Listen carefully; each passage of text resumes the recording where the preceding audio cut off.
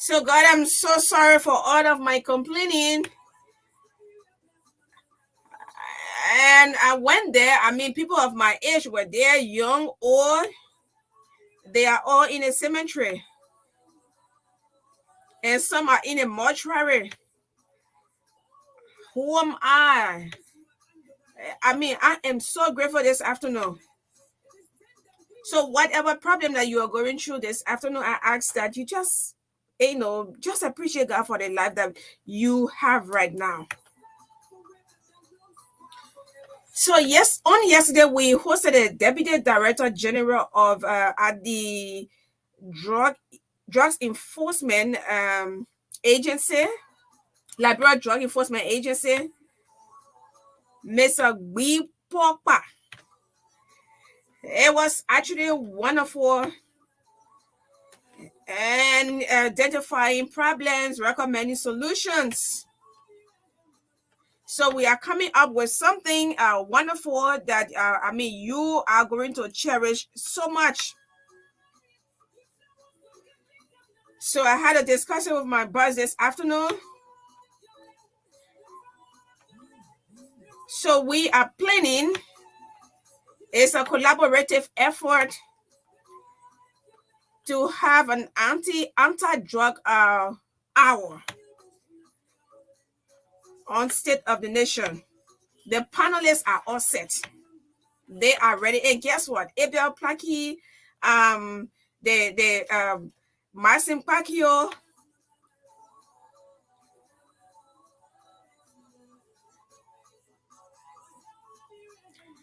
and Mr. Papa, who was here yesterday, including you who also have interest. Yes, we want to do it. Too many of our young people are going wayward. What it does, and it just, I mean, you just get yourself into problems. You become so brave enough that when you are even committing crimes, you don't know. It leads to violent behavior, and then that's the end. Push.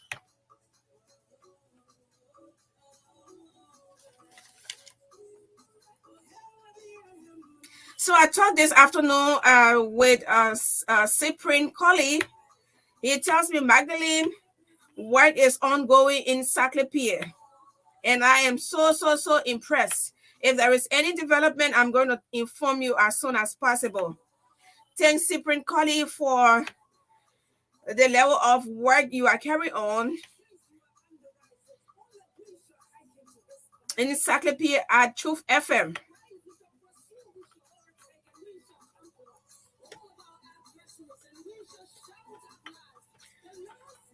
And for the projects, the rehabilitation of roads in Saclay, let me say district number 7, right? Thanks to the CEO of Renaissance Communications Incorporated. Yes, roads are very essential. It brings development. On a serious note, so you see, I cannot attend the program at the in Maryland, and even the NEC boss cannot attend the program, the DATI program in Maryland. That's on tomorrow because the road is bad. And other international organizations in Liberia as well cannot attend because the roads are very terrible. You listened to the professor yesterday. He's called Mr. Baba Senior. Said he invited all of these people. So I mean, it's something very frustrating. We should be able to. I mean, road for. In fact, Maryland was a country called Republic of Maryland. Republic of Maryland. I really want to ask Rashford this afternoon. What Maryland can really boast of, I like that part of the country, and I can't wait to be there and going around. Blair Bobby Addison, good afternoon, Chief. Please extend my greetings to the speaker. The last time I asked again, and Rashford kept going off and coming on today. I'm setting for him. As soon as he come on, I say what the Republic of Maryland can really boast of because it's one of the oldest that joined Liberia February 28, 1857. Yes, it was a whole country on its own. So we'll go to the southeastern part to talk with Rashford Gardiner.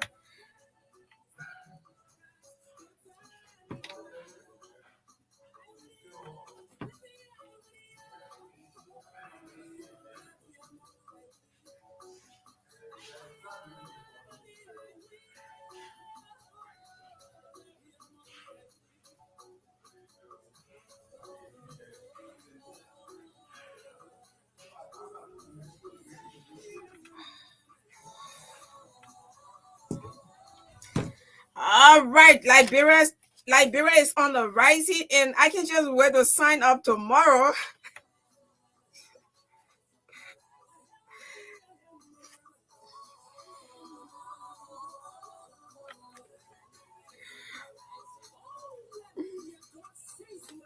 Yes, God says we are on the rising. You are on the rising. Yes, but I don't know what's actually keeping us that sometimes it's so sick. Feel so SAKE.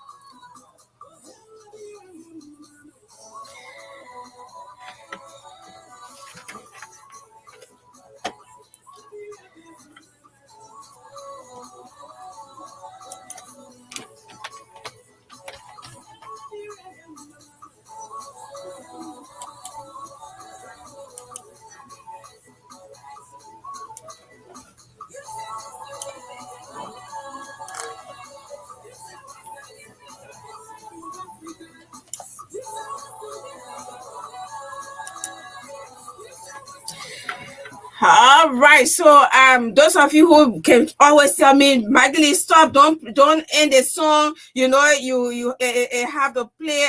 I mean, I like it so much. I mean it has played for forever. So yes. So when I come back, I have to acknowledge our online viewers and appreciate you so much for taking up your data, to join us to watch us online and follow all of our programs. So let's go to our proud sponsor, Orange GSM.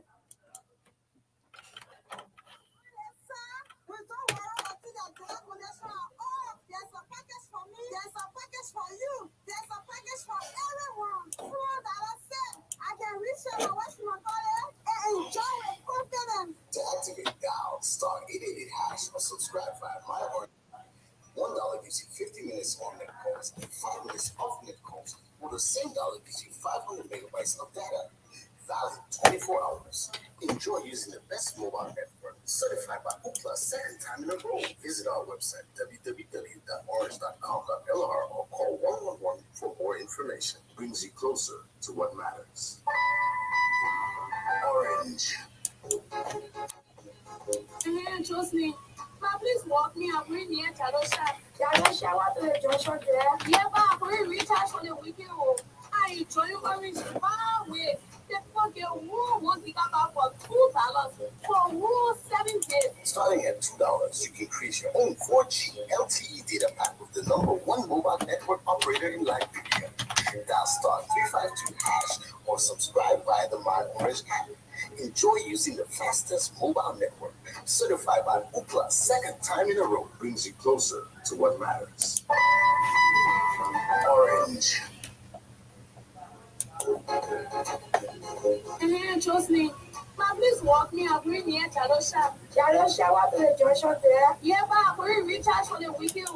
I enjoy Orange far away. The fucking who won't be back for $2 for who 7 days. Starting at $2, you can create your own 4G LTE data pack with the #1 mobile network operator in Liberia. Dial star 352 hash or subscribe via the My Orange app. Enjoy using the fastest mobile network, certified by Ookla. Second time in a row brings you closer to what matters. Orange. Vitamins and minerals. Made with ginger, coconut water, natural juice flavor, vitamins and minerals is Muncie Power Drink. Muncie Power Drink helps reduce high blood pressure, get rid of toxins, help improve children and other memory. It also helps the body fight effects of excess sugar. Muncie Power Drink has no added sugar, no artificial flavors, and all natural ingredients. It is the perfect drink for those everybody. It has four natural juice flavors: pineapple, mango, strawberry, and turmeric.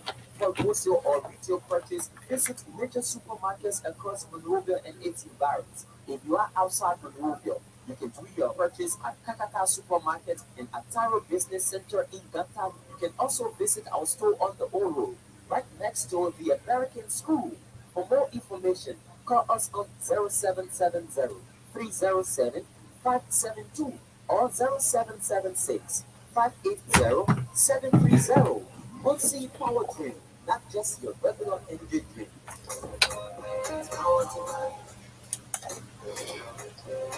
Made with ginger, coconut water, natural juice flavor, vitamins and minerals is Muncie Power Drink. Muncie Power Drink helps reduce high blood pressure, get rid of toxins, help improve children and other memory. It also helps the body fight effects of excess sugar. Muncie Power Drink has no added sugar, no artificial flavors, and all natural ingredients. It is the perfect drink for just everybody. It has four natural juice flavors: pineapple, mango, strawberry, and turmeric. For wholesale or retail purchase, visit major supermarkets across Monrovia and its environs. If you are outside Monrovia, you can do your purchase at Kakata Supermarket and Ataro Business Center in Gantan. You can also visit our store on the O Road, right next to the American School. For more information, call us on 0770 307 572 or 0776 580 730. Muncie Power Drink, not just your regular energy drink.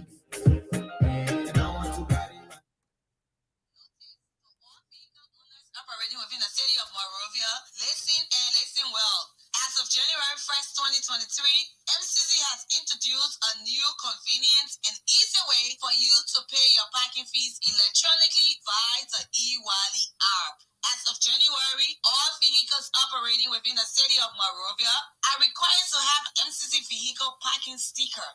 The vehicle sticker identifies all vehicles and must be used to pay your parking fees. Once you have a sticker, you can conveniently and easily pay your parking fees anytime or from anywhere.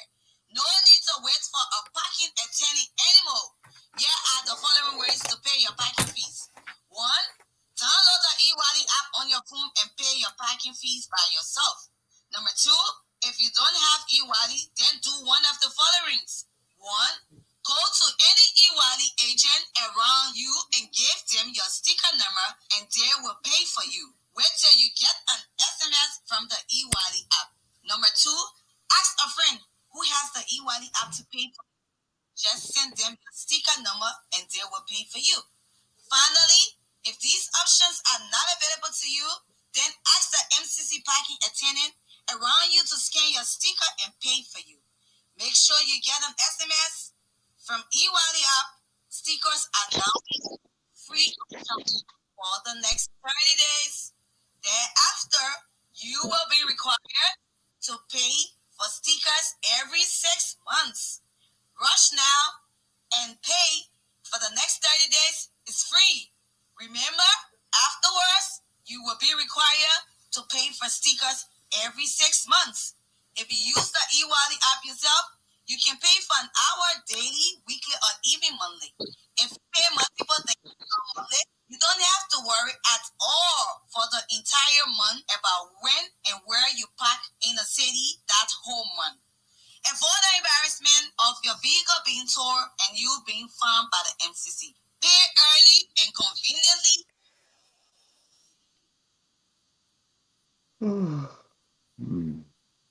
Be a good citizen today.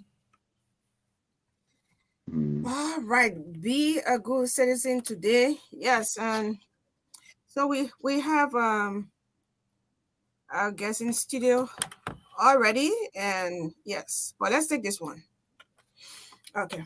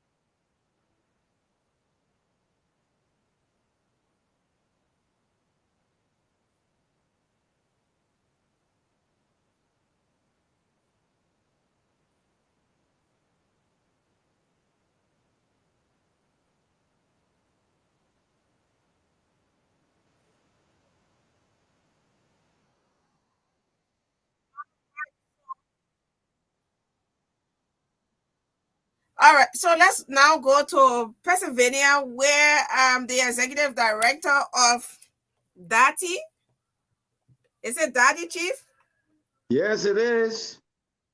Okay, it's good to have you on again. So we're going to take you for the next 10 minutes, yes, to inform the people of Liberia, and especially in the southeastern part of Liberia, to attend this peace rally tomorrow. That's tomorrow. Why you chose the Day of the African Child? Well, with no specific reason. It's because this particular day was available for the hall that we were supposed to use, and also because the members of the organization were also um, available. Because most of them are students, some are graduates, and so they have their own busy schedules as well.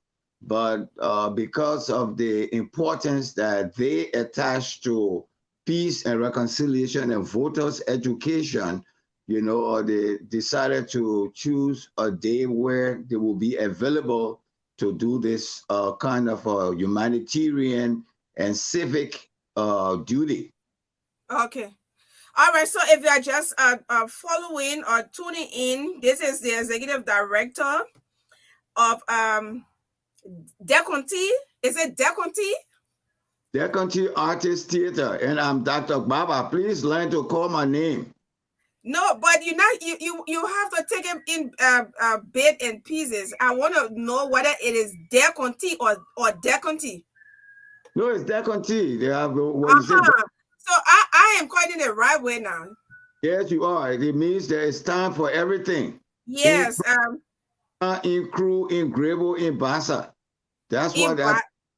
That's okay, what. So there is time for everything.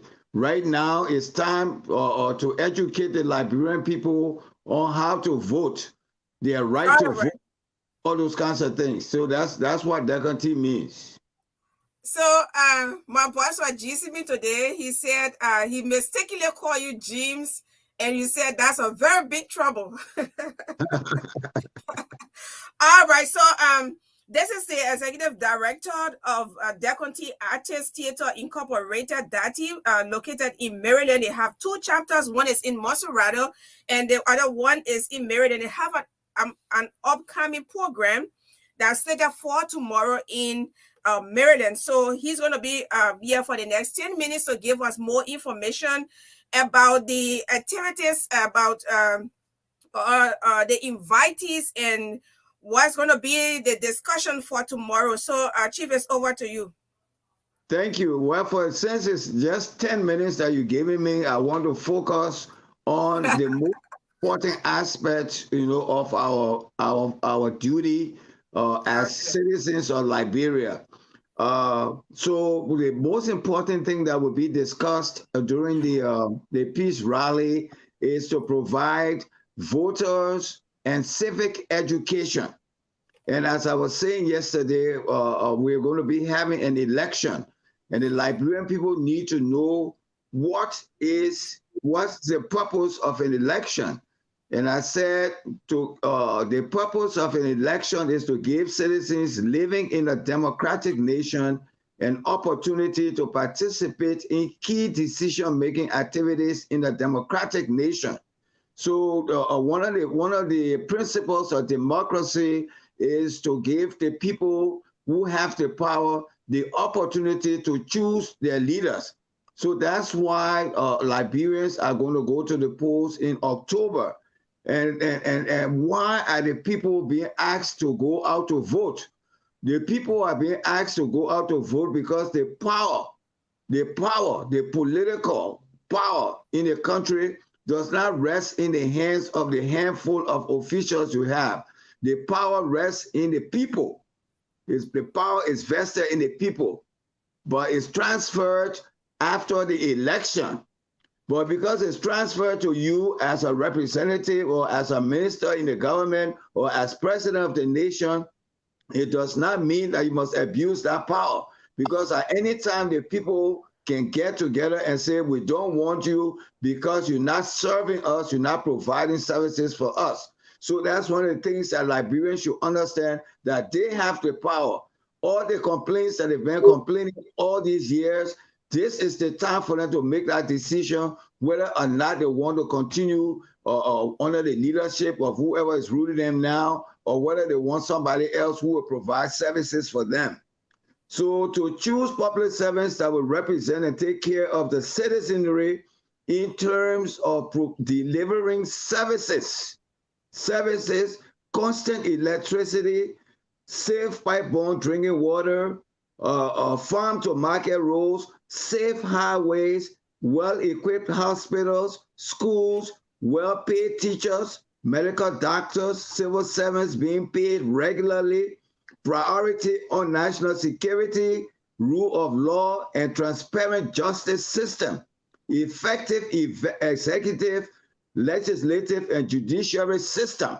Those are things that the Liberian people are going to be going to the polls to make decision on. Was the legislative branch effective? Did they provide laws and things that serve you? Those are the things that you're going to make the decision on. So these are the things that Liberians the voters need to be educated on, and that's what we're going to be doing at the peace rally on tomorrow. We're going to be explaining their rights and the things that they should decide to do. Is not over the years, because of the lack of civic education, politicians just go and give the people $5 for a bag of rice or whatever it is, and they cast their vote.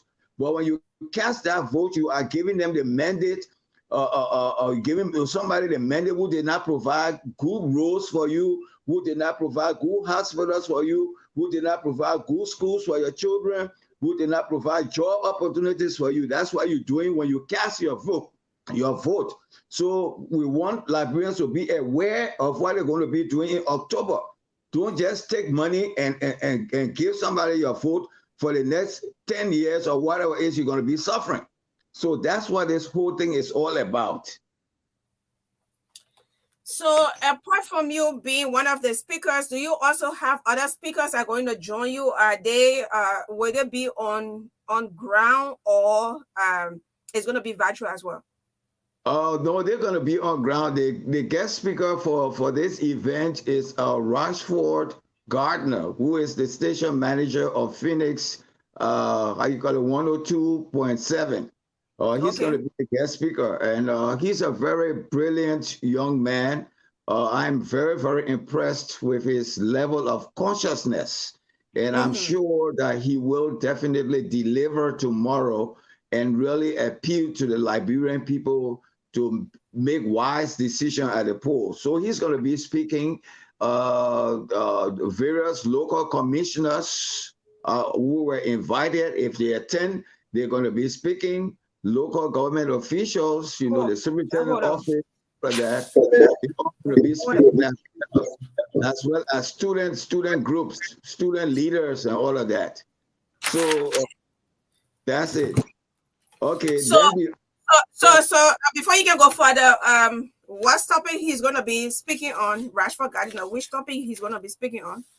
Well, I don't know what topic he's going to be speaking on, but he's right here. Let me just get him right here. It's good to have you on. I learned that you're going to be one of the speakers at the Peace Rally tomorrow in Maryland County. So it's good to have you on, Mr. Speaker. Thank you very much, Magdalene. Also, that just to let you know, Rashford is our analyst of the Southeastern analyst on State of the Nation.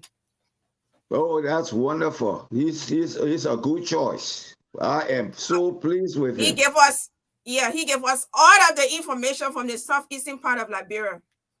Oh, wonderful, wonderful.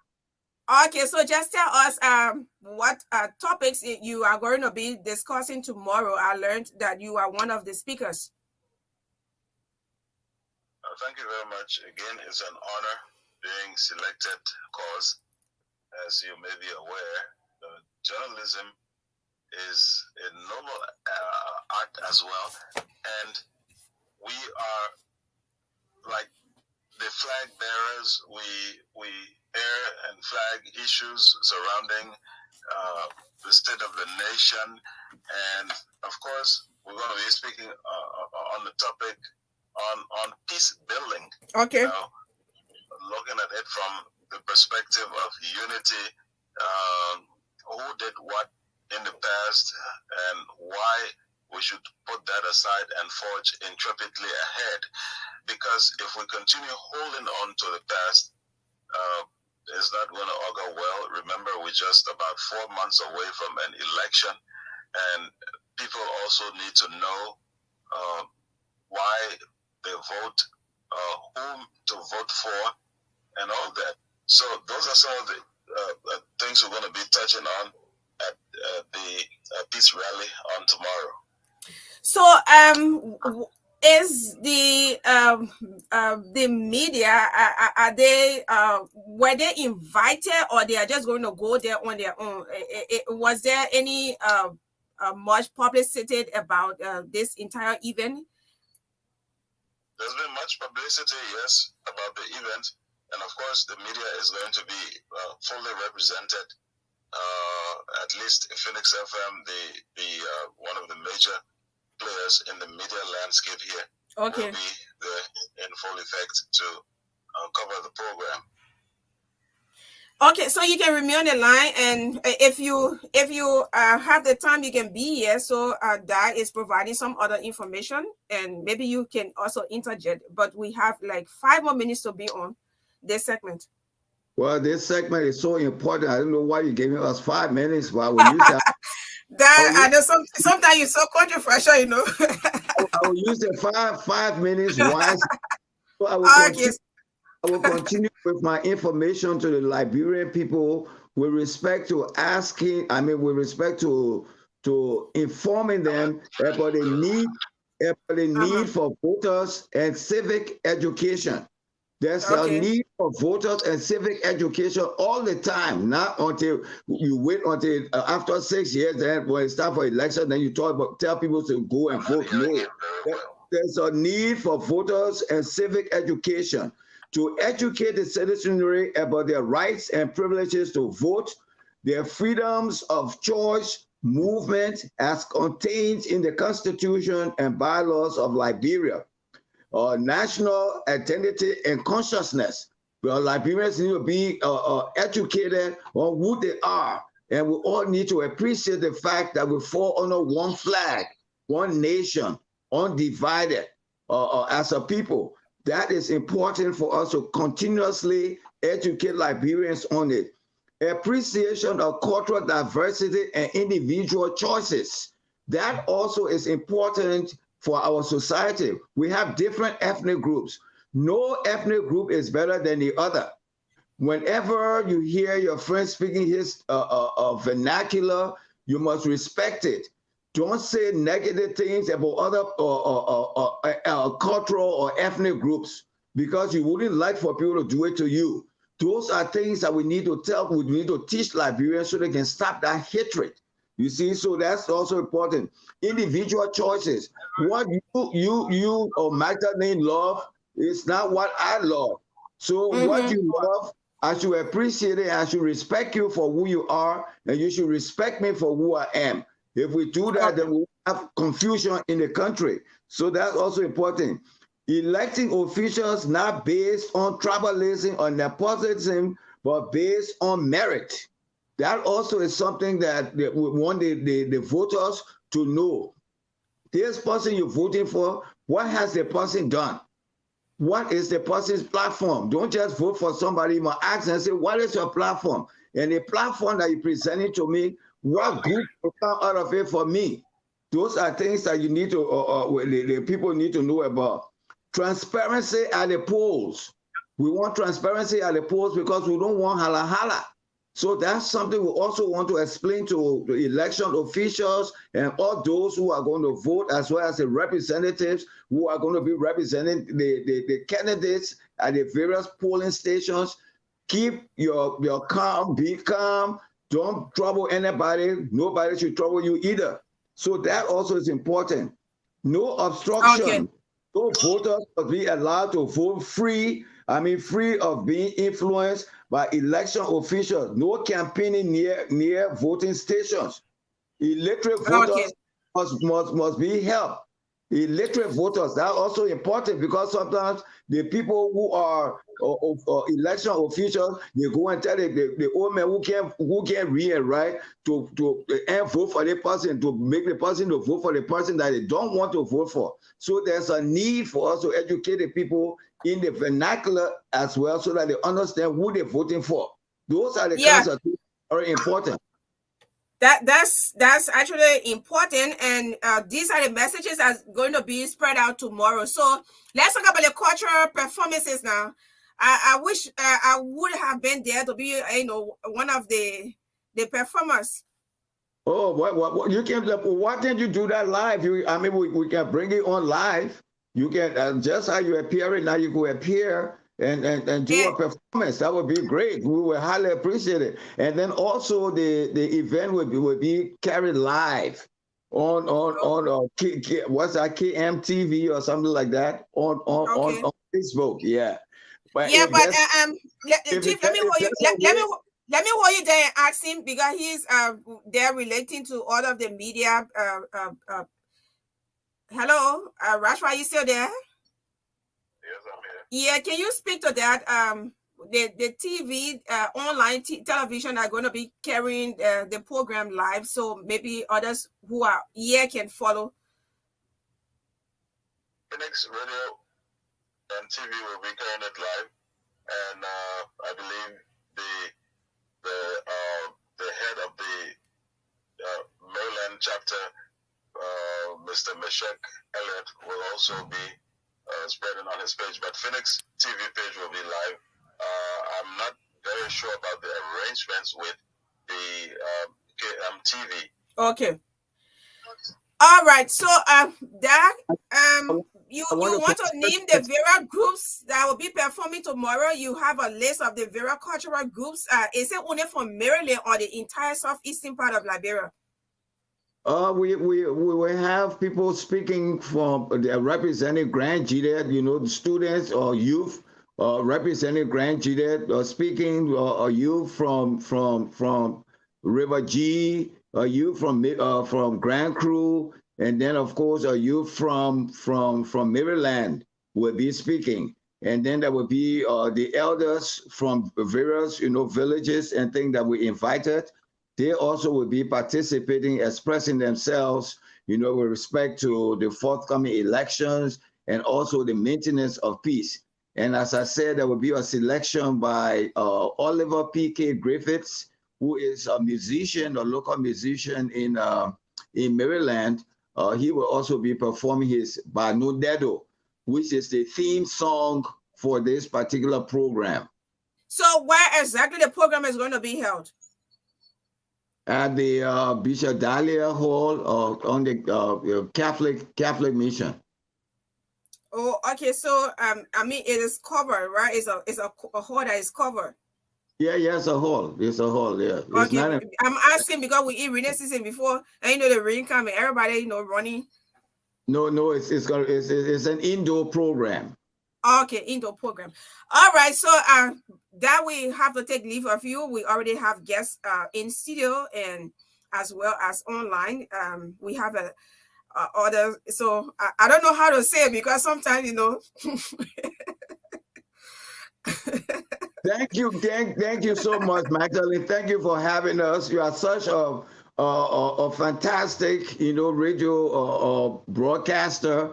And we really, really look forward to working along with you. I will be contacting you outside of the air, for us to talk more because we will need your services. And if there's any way that we can negotiate for you guys to bring our program live, I would definitely like to explore that possibility as well when you get off the air. Okay, so that can be discussed with management. So it was good having you on, and Rashford, thanks for joining us from Maryland or River G. Maryland.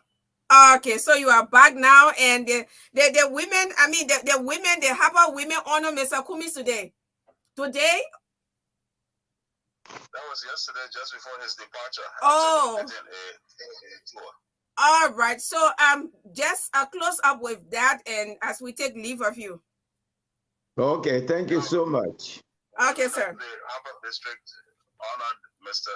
Cummings just as he was about to depart the county, following the cover of a 4-day tour.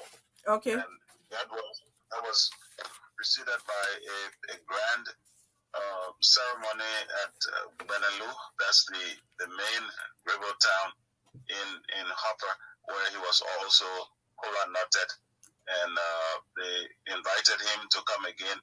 The women also tied him up with their traditional sash and the lapa, as we say in Liberia. And he left promising to come back and complete the Southeastern tour because he only toured 3 counties in the Southeastern region. So why prevented him from reaching other areas? Is it the bad road condition? Definitely, the road condition. And some people, maybe not understanding who's responsible for the roads, were actually blaming Mr. Cummings and said, why he had to come through Ivory Coast as the other one, because I've been doing in recent time. And he said he came to prove a point, because the roads are terrible, and he wouldn't have reached Maryland County through the internal highways. And so, from what we gathered, he's going to be touring Grand Jide, Sino, and Riverses, and from the other end, because it's relatively easier to access those other counties from Nimba and Buchanan and Grand Bassa. All right, Rashford, thanks so much for the information. It was wonderful having you on. It's a pleasure as usual. Okay. All right. So so let me acknowledge our online viewers. Roosevelt Franklin, I haven't seen you. Good afternoon, State of the Nation. Good afternoon, TB Pape Keita. Good afternoon. From Dubot Row. Emmett Hammer, good afternoon. Magdalene, I'm following live from my usual area in Cat City, and thank God for the gift of life. And Mr. Christopher Sally B. Strong, our guide, is in control. Harris Bali Bamila, good afternoon. I'm following religiously from West Africa. Sally Bosso, a very pleasant good afternoon to the many listeners following the broadcast, watching live from my airfield Roto Town community in So Alison Sumo, good afternoon. Magdalene, thanks for the talking point this afternoon. I'm watching from Soul Clinic, particularly Thompson Shop. And Ratilo Tawe, hello, State of the Nation, following from the elite intellectual class of Margibi. Darlington Kwanun, good afternoon. My name is Darlington Kwanun, following from Dubot Road Junction. Thanks for the hard work. Good afternoon, Prince. Bless you. Good afternoon, Truth FM family. I'm watching live from Queen Dean Township, Lower Nima County.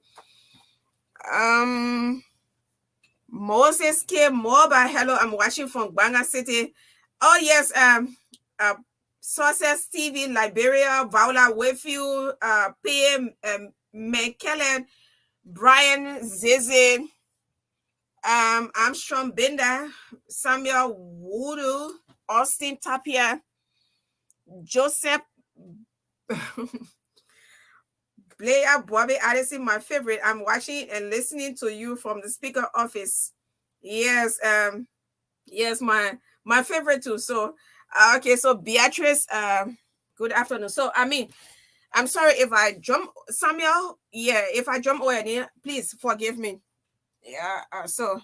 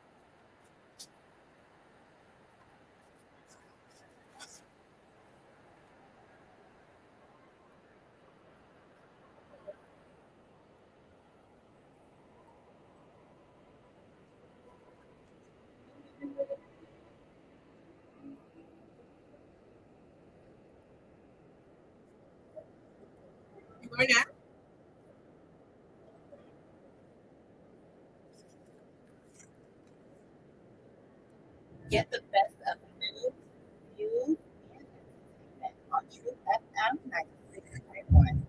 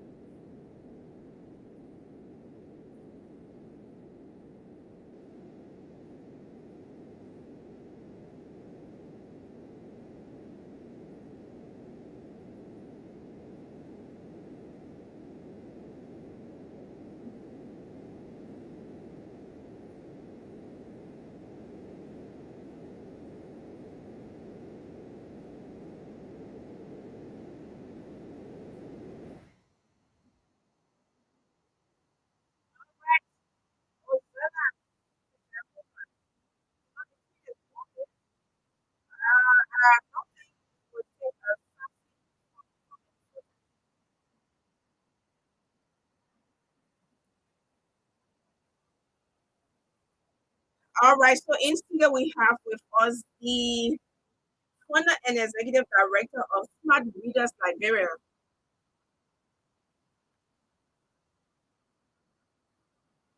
So I was ready to serve as keynote speaker for this upcoming program. Yes, and it's great to have the executive director in studio. Why you trust me? How you doing, Nelson?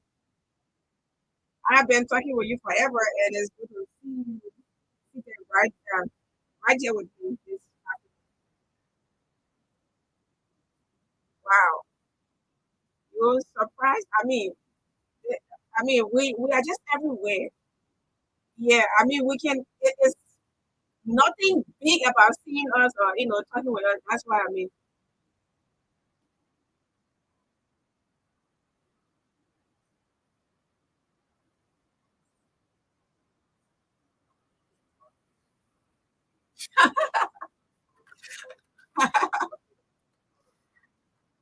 Mhm. Wow.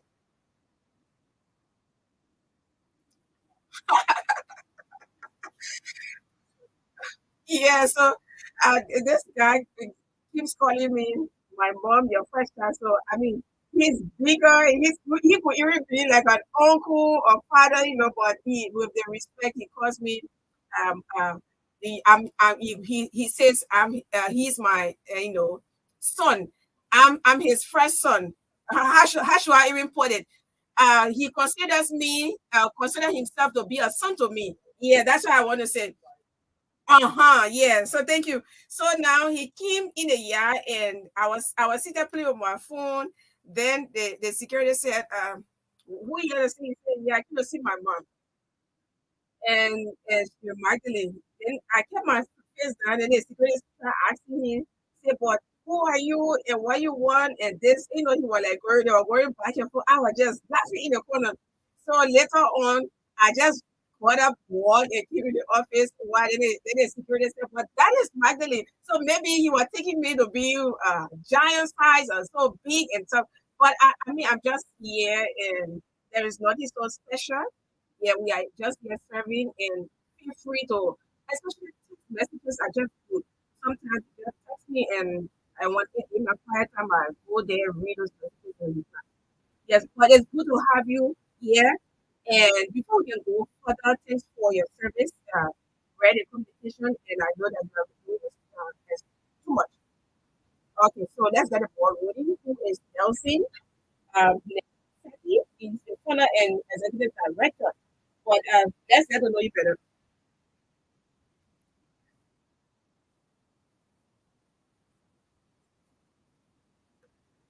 He was born by uh, farmers, two farmers, Mr. and Mrs. Saki.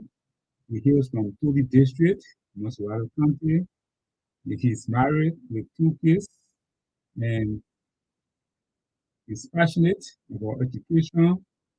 He's a classroom teacher and currently he serves as the founder and the executive director of Smart Readers Liberia. So that's just a brief background of who Nelson Saki is. Why hard readers Nigeria? Are you saying that many people read, or what? Why you invented this this idea? It's often said in Liberia that many of our friends or many Liberians don't read. And being a classroom teacher, I experienced it firsthand when I entered the classroom. It was surprising to note that seventh grade students only read a simple sentence.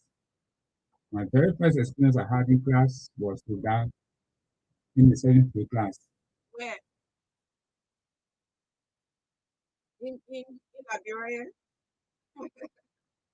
I started and thought to myself, I've been hearing it on the radio, I've been hearing it from others, Liberians, even high school graduates found it. That was when in high school. Or you were a student student or teacher? Okay, get you. So that's the experience I had. So I thought to myself, what can I do to help? And I sat and thought, and the only way I would help was to try to put an idea together to help the younger ones. And this idea started, I tried to organize few students from our school, and I organized a reading class for them. They went for some times. They broke down. Later on, they took up when I left the school. I started to do more research. And then my research helped me to understand that some of the reasons why many people don't read, there are external reasons. Not that the child is dull, but there are reasons that maybe the teacher did not pay attention to. For example, there are 9 reasons through my research. I got to know that there are 9 reasons why kids find it difficult to read. 9 reasons.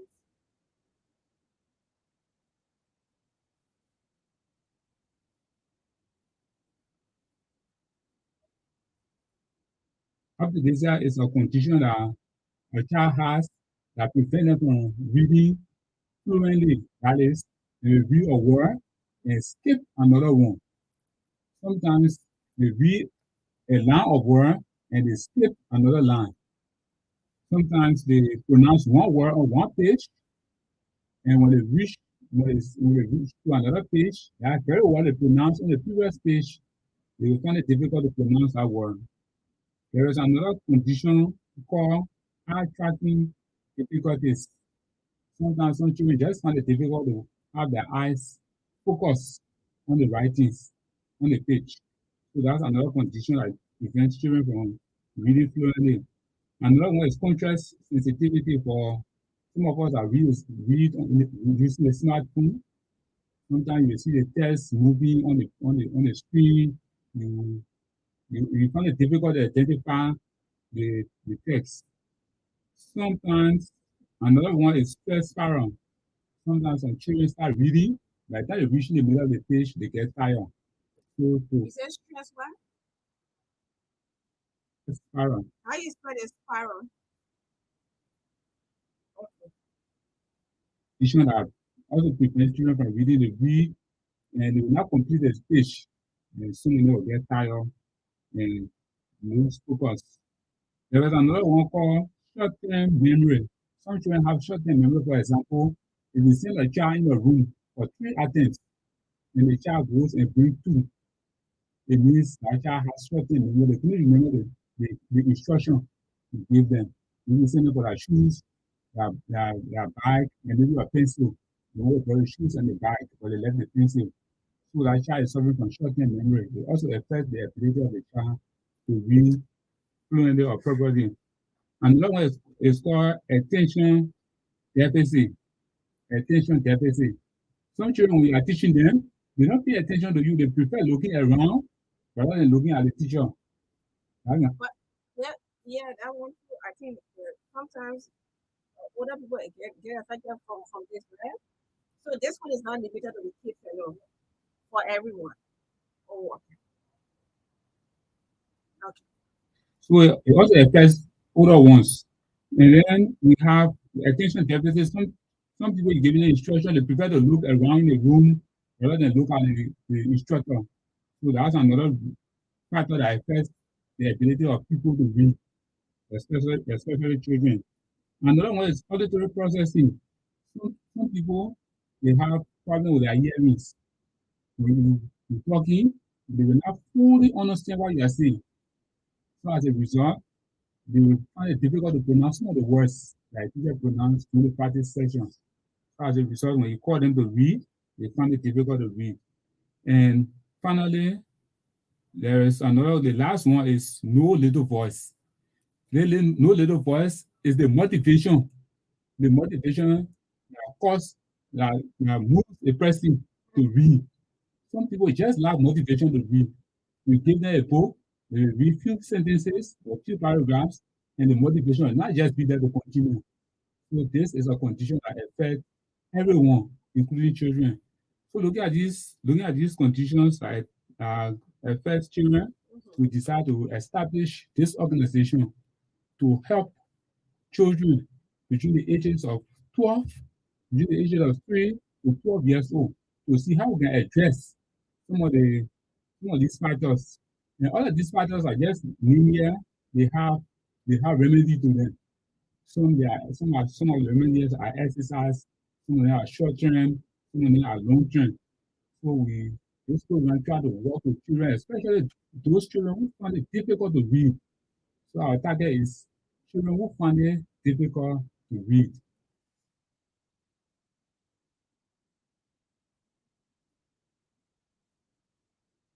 And help them to improve their reading skills. Yeah, you said some are long term, short term, and some need exercise. But can you tell? Is it possible to tell which one needs exercise, which one needs this, which one needs that? I'll give you an example of eye tracking difficulties. So for eye tracking difficulties, a simple exercise that a child will do is you ask the child to stand on one of his or her legs and point his fingers and do his finger like this and look at it straight for 10 minutes. When the child does that for 10 days, you get to know that you come to know that the child will start improving small. As the child continues the exercise, that's how they continue to improve. So some of them, as I said, they have immediate coping strategy, and some of them have long-term coping strategy. So some are immediate, some are long-term. All right. So let's the program will be here on the 23rd of June. So tell us, I'm the keynote speaker, of course, but I can't be asking who's going to serve as keynote speaker. But you're going to be launching this project. So tell us what are your expectations? Who are all other people that you invited, and then you want to use this medium to remind them as well? Our program, we partner with schools. We are an organization, but we don't operate in isolation. We are partnering with schools to make sure that this program is taken to schools, and we train the teachers and make sure that they be able to identify some of the causes of the difficulties students face when they are reading. So for that reason, we invited some schools. For example, we invited Fountain of Life, the St. Johnson Bill, we invited Future Builders Academy, we invited Kingdom Builder, Leaders Foundation Institute, Upstairs Academy, Great King Academy, we invited Fast Shoe Academy, and the host of them. So we are expecting them to be there so that they can see how best all of us can work together to move this process of helping our children improve their reading skills forward. And we also invited the community leadership of New Israel Community Leader there.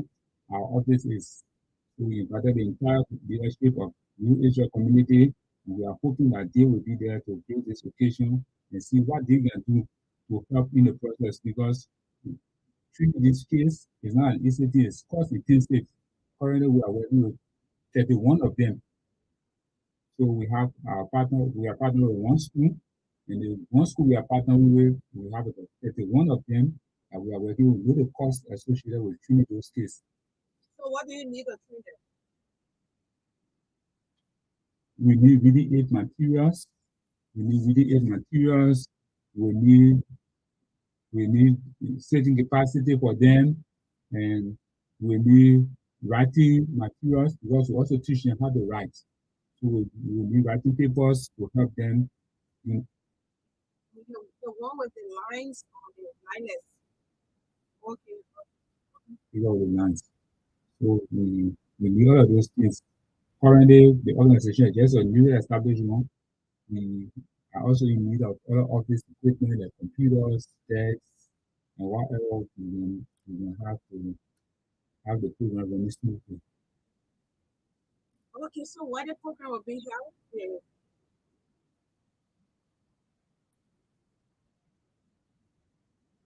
Where the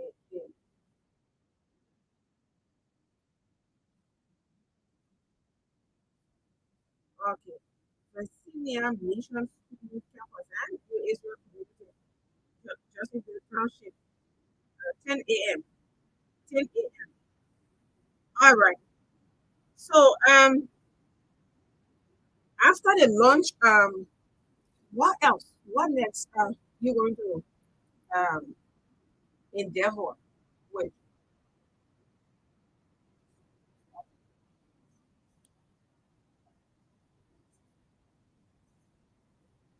Partnership. So we have planned to recruit 1,500 of those kids that found it difficult to read.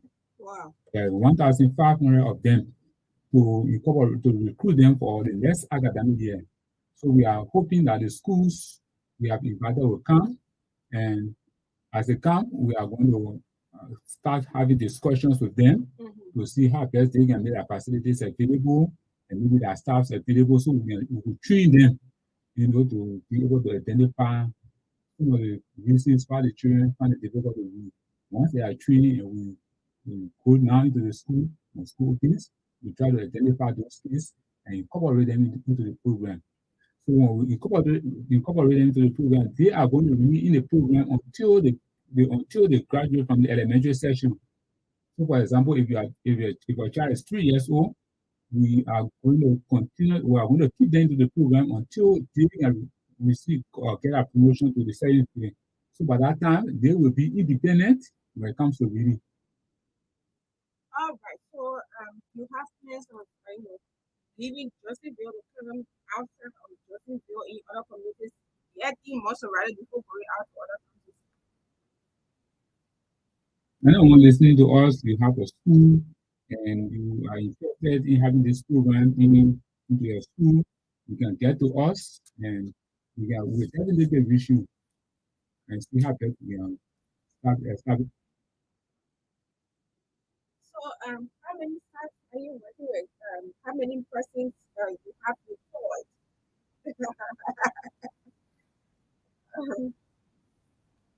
For you, this is a newly established organization. We only have volunteers. We do not have employed staff. We have 7 persons volunteering currently in the school that we are partnering with, but we are hoping to increase the number as we continue to expand. As we expand our operation, we will continue to increase the number of our volunteers. So currently, we do not have anyone on payroll. It's a volunteer service. Okay.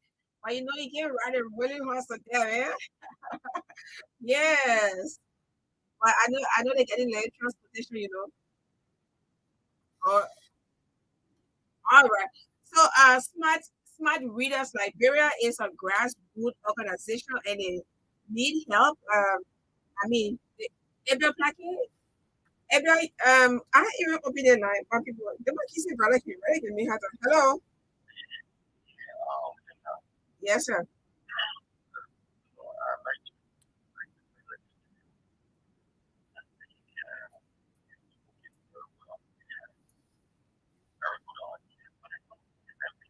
Mm-hmm.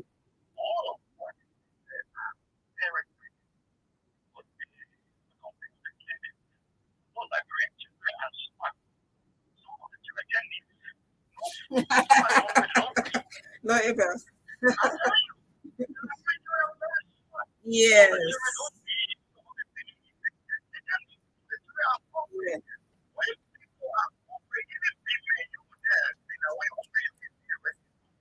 Mm.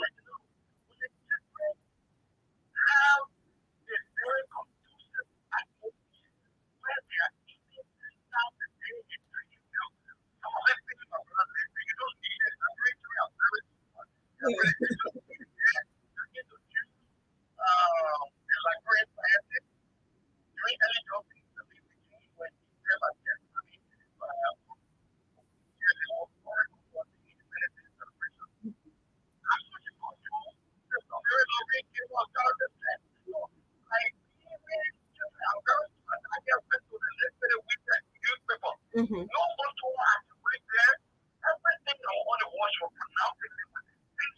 Okay.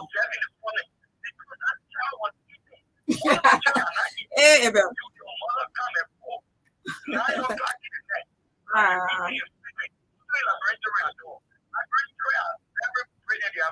Yeah.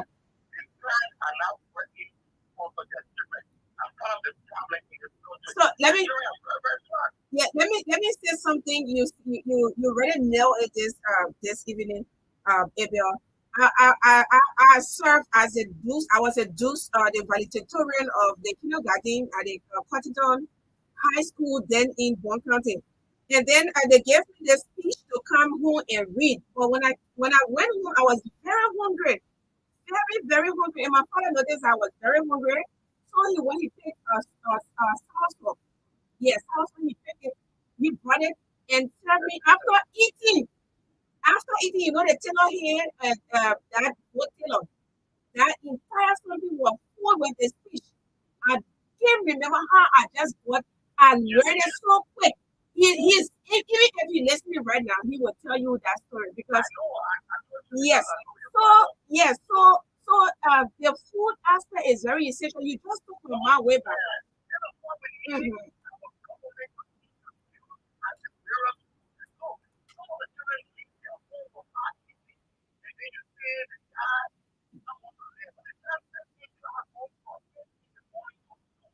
Yeah,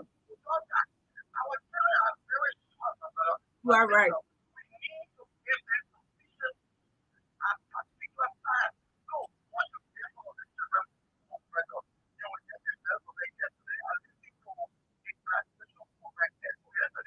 Mhm. Mhm.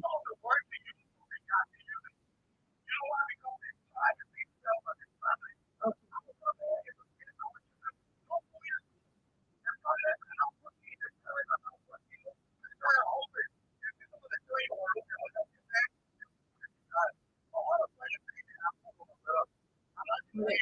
Yeah. Mhm.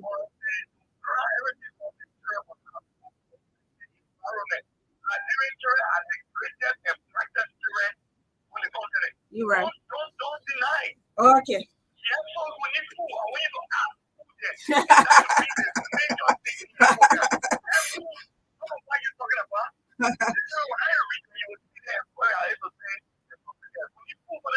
Yeah. So I mean, do you know Mary's Meal? Can you get to them? Yeah. Yeah. Okay.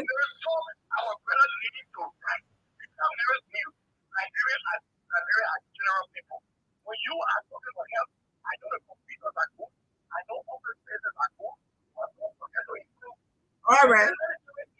So number 10, you got food there, right? Food. Okay.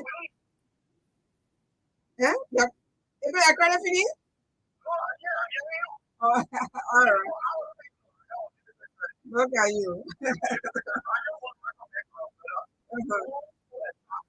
All right.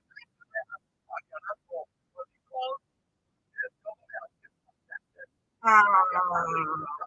Yeah, but all right. You gotta go now. Okay.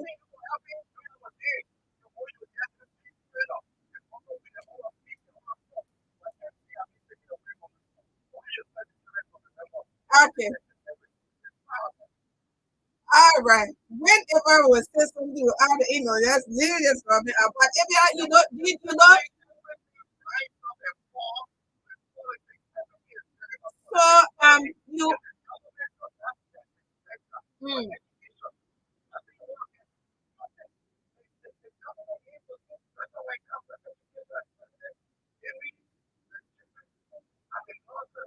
okay. Okay, Abel. All right, Abel. Let's okay. Thanks so much for your participation. We appreciate. Let's take at least 2, 3 calls and we call it. They will already have our guest in studio online from the United Kingdom, and he was on 4 on the dot. Because I said 4 on the dot, so he was here 4 on the dot. Massive package. Hear me, Apple. Hello. Yes, sir. It's good to have you on.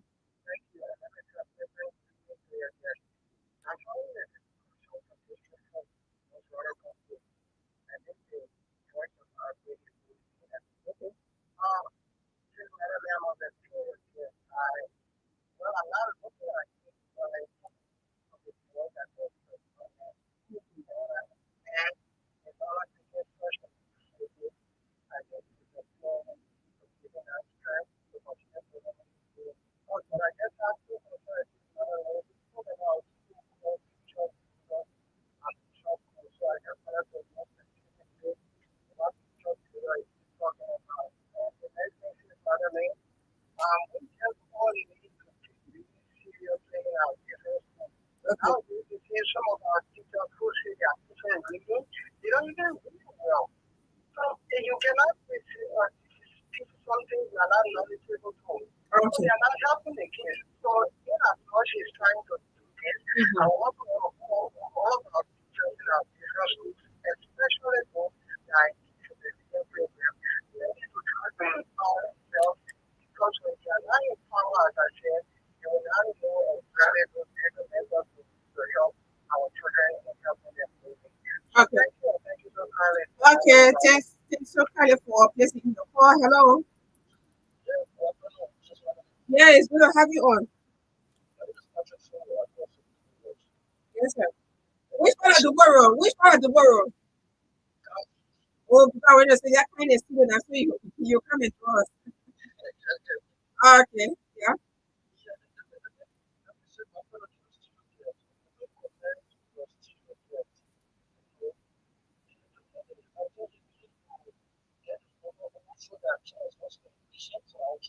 Okay.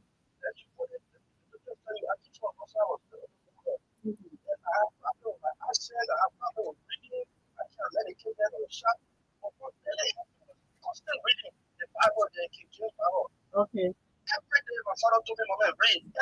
And he used to get you food, right?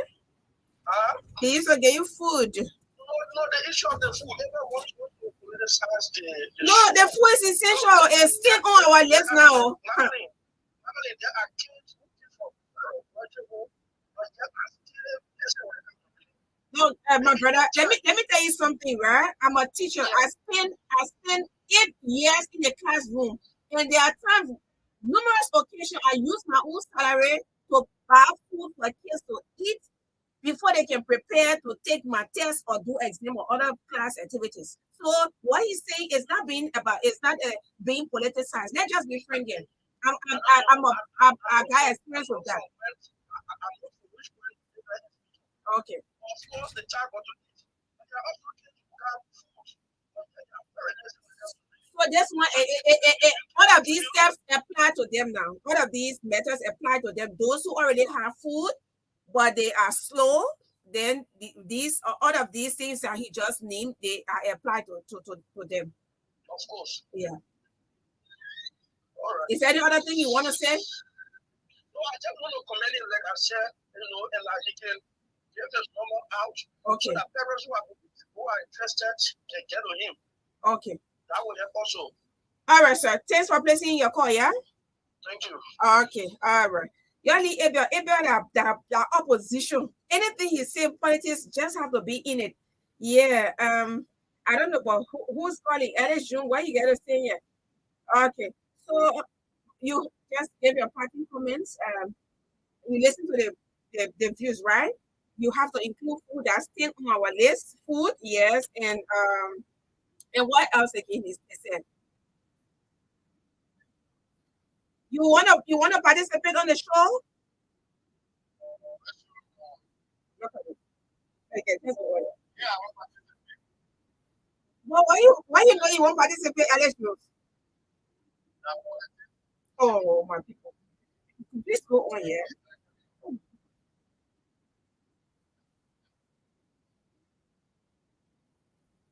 For the point you struck is a very important one.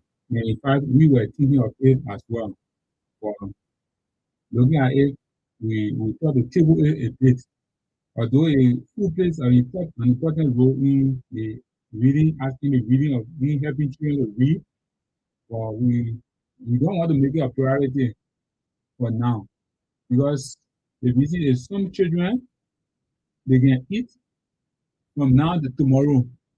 They don't still know how to read. So we don't want to make it a criterion for the program. It's important, maybe as is suggested, we try to write other organizations and see whether they can help us feed our children and see what our food is one of the reasons why they are finding it difficult to read. Okay. Yeah, please say that it's very serious. I estimated the nearest new and 4 point something million, over $4 million project was launched sometime this year. The ambassador, US ambassador was there. there, and other, um, organizations, ministries, they were all there. And there are testimonies there. Okay, there are testimonies of the children who eat, and they benefit um, from the meal because the meal helps them to prepare them for school, and it also helps them to energize them. Another thing, it also make them to be happy in school, and they do not want to miss school. So if you read all of the testimonies of those students, that's what Mary's meal has actually been doing good. So what you do is a recommendation. So when we identify problems, we recommend solutions, right? So what you do is, take a phone, call Mary's meal and say, "This is what I have. I'm involved with this. Can you please help me? Is there a way out?" Let's see somebody gonna step outside your comfort zone. Okay, so that's wonderful. We really appreciate your the whatever that you have started, and we pray that God will help you. God will provide for you. For you too, you have to be step outside of your comfort zone. Okay.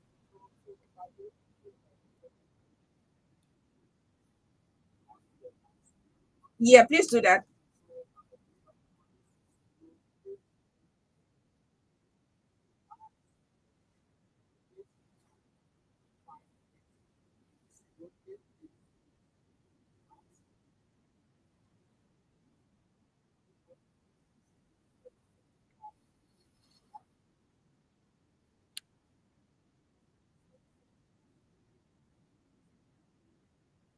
Okay. Okay.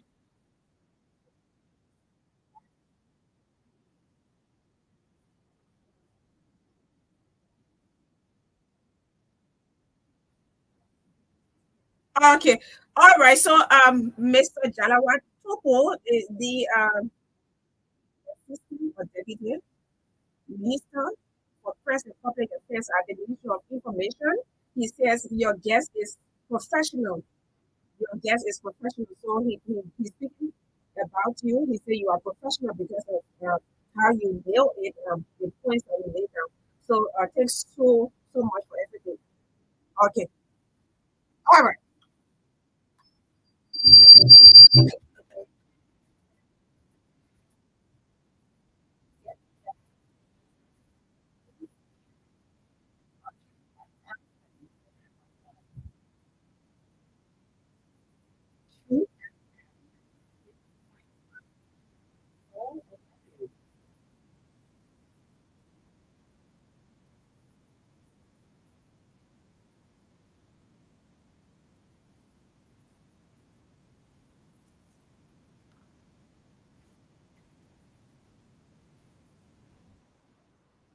All right. Justice Forum Liberia, in collaboration with activists, civil society organizations, community, parents, students, and are calling for immediate banning of kush and shisha in Liberia. So Maxine, I almost said Maxine Blatam. Maxine Pacquiao is the executive director of Justice Forum, and he's in the UK, and he's online. He's here in studio. In studio but online, and so it's good to have you on.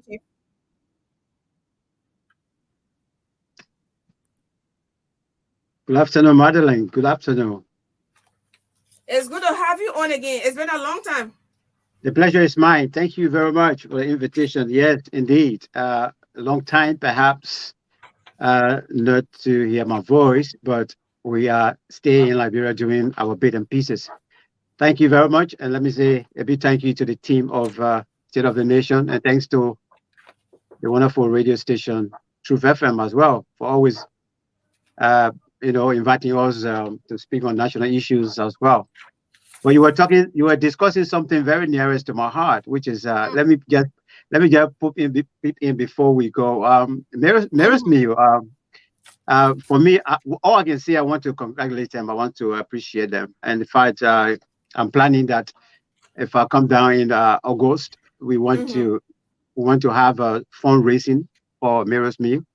I came across Mayor's Meal since 2014, and because it was established here in the UK, and since then I've been, my monthly donation to Mayor's Meal is about £5 every month, and hopefully, yeah. And since then, because I researched them, and then I realized that they are making huge impact in most African countries, including Liberia. Yeah. Because the thing you were talking about food, even here, the United Kingdom recently they released findings where they try to compare children that are born in certain homes that we call poor homes that will escape breakfast, and then with that of children that have breakfast in the morning. And the findings have come out to say that children that have breakfast in the morning before going to school are always doing far more ahead than children who escape breakfast in the morning and then go to school. So it's not only in Africa, even here it is happening. So because there are some homes that are poor, and sometimes children don't have proper breakfast. They have to even go to school and have breakfast there also, breakfast club. So at least the people who they have it, but the people know they they have the appetite, no food. Come on, yeah, I agree with you, but that's when this charity Mayor's Meal coming in to rescue as well. So for me, I'm so happy that at least I'm one of the contributors, and I will continue to make my donations, every month or so. And maybe hopefully when, things improve, I will even double up from £5 to climb a little bit or so, because I'm seeing the impact. I was in Liberia recently, and of course, even in 2020, I did my own research in Liberia. They are doing hugely well. And I think I will even encourage anybody or so, those of you in Liberia as well. They do accept donation. You can go online and even make a donation. Sign up. Sometimes you can even contribute. You can decide to contribute quarterly. That is every 3 months. If that $20 you're able to give every 3 months, you can give $20. Let me promote them because they are charitable institution, and they are doing great for our kids. A lot of our children, we come from homes that is very, very difficult to have a proper breakfast in the home before going to school. So they are coming into Liberia. It means a huge, huge boost for all of us. And so I want to congratulate the young man as well. Hopefully we'll work together in the near future, especially where early childhood education is lacking off in Liberia. I have seen that. Madam, what we are experiencing today, what we are seeing today, our 12 graders going for national exams and the writing like a first grader also, is not because the 10th grade up, they were not good. It's all because, Madeleine, we are still missing the point of early childhood development. Educational development is what is lacking of in Liberia. We don't pay attention from 3 years old. If you miss the age from 3 to 10, 11, if you miss that age for children to read, to sit down and read, they will just continue like that. Honestly, that even spelling or whatever will give them difficulties. And we can see it today. You come on social media, somebody graduating from high school, or they just finish writing that exam, they write something, you just think that somebody in the first grade, somebody finishing with university, they write something, you say, oh, but I thought a seventh grader they're writing also. So we have to prioritize early childhood education. So I give them a thumbs up for their work. It's good to begin, paying attention to our children at a very early age, educationally. Thank you so much. We appreciate the invitation. Okay, so I can even though we came on time and you kept us for 20 minutes waiting. So Liberian time. That's how I want to welcome you back on State of the Nation. So I can link you up with him. Send out information if you have time to call him, and any information that you need. All right. So Justice from Liberia, which you serve as the executive director, is collaborating with activists, civil society organizations, parents, students, calling on for immediate banning of kush and shisha in Liberia. So for the local things, you want to support people's business. Well, I as a mother, actually, I wouldn't have expected you to have maybe throw the ball like that, because I'm is playing not. the devil's advocate, and Thank you. I told you, right? You're one of the panelists on the anti-drug hour. So I'm playing the devil's advocate. I have to say, and I need your response to that. That's, I mean, people taking a big business. It's something that's, people are selling and they're getting a lot of money. So yeah, I agree with you. I agree with you. Yes, indeed. If people would take it that way, that we're trying to support their business, I think I will have no regret, and I will have no regret, no one regret, even if my uncle was involved in that business, even if my auntie was involved in the business of importing, all of the elements that contribute to forming what we call shisha in Liberia, the tobacco, the shisha pipes, the all of the components and things. If any of my family members were doing it, and I am calling for this, I will have no regret. I will be happy for them to go out of business. Magdalene, let me be honest with people. Majority of us in Liberia, we have no idea about what this particular substance we call shisha. We have no idea about the effects that it will cause in the future. No. And so it's all about education, Magdalene. I think our parents as well spend money to send us to school, so that when we learn, we can share the knowledge. Mm-hmm. I have done my research, and the reason I did the research on shisha is that when I was in Liberia between 2020 and 2021, I moved around quite a lot, and I started seeing this the growing wave of shisha establishment. Some of them, some people establishing parlors exclusively to smoke shisha. Some of them they will have a cafe where you can go and have your coffee and tea, but then they'll have shisha on the other side. They will put an entertainment on the side, and then they'll have shisha there as well. So whether you smoke or not, all of you will have to smoke it. So after I started seeing the growing wave of it being expanded all over, and then I visited some places that I would just go and sit down a little bit further, and then I would see a bunch of young people.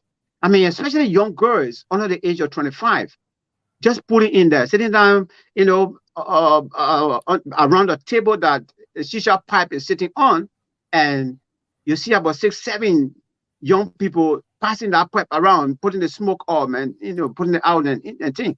So, having noticed and having heard that in the United Kingdom it has been banned many years ago, and then I did my own research as well. I found out that most African countries now actually have banned the sale and smoking of shisha. I thought it was prudent that if nobody else should speak about the effect of shisha, I should take it on, and my organization should take it on. Justice Forum Liberia should take it on. So that's why we decided, Magdalene, we did a research.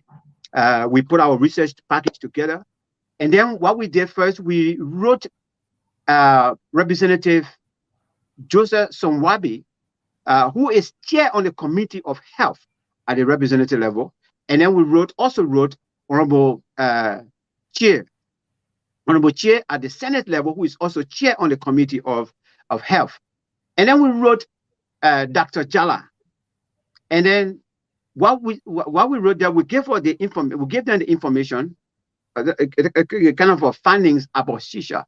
And then we said that it would be prudent that you investigate, you invite the Minister of Health to help to question her about what she know about shisha and everything. And also we would like for you to also see about banning it, because many countries have banned it because of the health risk it poses. And then we serve them all of the copies and things, and we told them that these are the effects that shisha will cause, not now but in the future. And since then, especially the whole of 2002, we've been running behind them for us to even present our case before the Senate, let's say before the committees at the Capitol building. Went there face to face. We had a lot of meetings, and then they were drawing us. But then what we decided to do, McDonald is, why these people are still dragging us to have a kind of dialogue with them on this issue.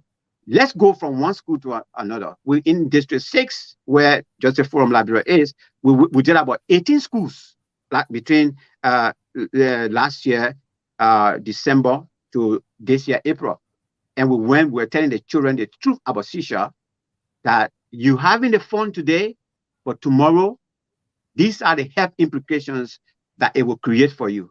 By the time you are now maybe 18, you are 17, and you're smoking it, you might be smoking it for 10 years or so. By the time maybe you're hitting your 30, the effect will start to come on you. You have no idea as to why you're getting sick. Or by the time you reach 40 and then, or 30, 35, as young as you are, you will begin to look like somebody who is 40, 50 years old. Then you even begin to suffer from stroke and things. So you think about it. We are not forcing this thing on you, but this is what it will do to you in the next couple of years to come. So Magdalene, where we are right now, Joseph Forum Liberia, in collaboration with civil society activists and everybody who agree in it, we have decided to actually launch a signature, because when we did a petition the last time, or when we went to meet the Minister of Health in March, when the issue of Kush came up, because Kush actually being in the country, but it was in March, it started actually, really, really coming to light, wherein people started dying. And when we had a protest with women from Suniwen, we went to the Ministry of Health, and then we went and petitioned the health minister.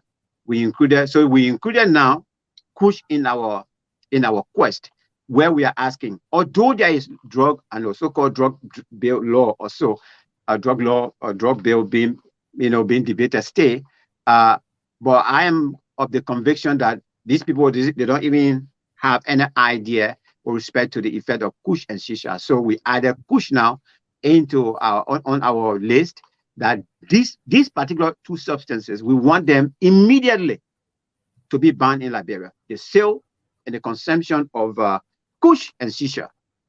So this is where we are at the moment, and that's why we decided to engage all of the radio stations in Monrovia. We wrote them, and we asked all of the radio stations as well to be on board as ambassadors, so that they can help us to get more people who agree that indeed the call for the banning of sale and sale of Kush and shisha should take place with immediate effect.